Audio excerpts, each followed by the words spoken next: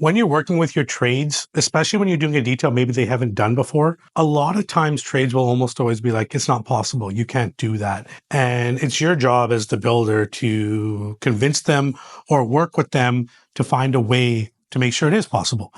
So let me show you what I'm talking about here. To a lot of you, this is probably going to be pretty straightforward, but you see this little stone lip we have here?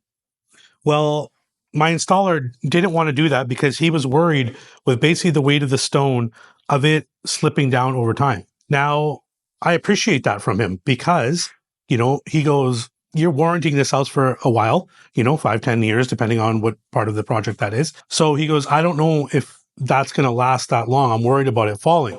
I know I've seen it done in other houses. I know it's possible. It just really comes down to how you do the backing and what type of adhesive you use. Here's another spot that he did that. We actually have this little skirt on the sink. Now, what we did on the backside is we made sure he had, some nice framing to glue to make sure he could put a lot of adhesive that skirt is never going to fall.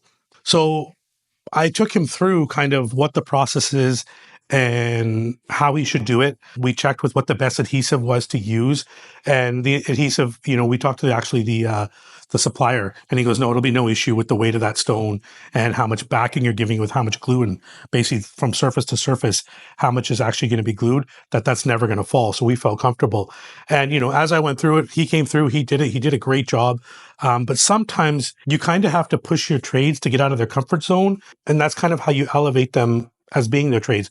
I could have gone to somebody else and got them to do it, but I would rather have the trade that I usually rely on that, he's probably done 60 houses for me, to show him, hey, this is what's possible. These are some new products. Let's try it, and work together.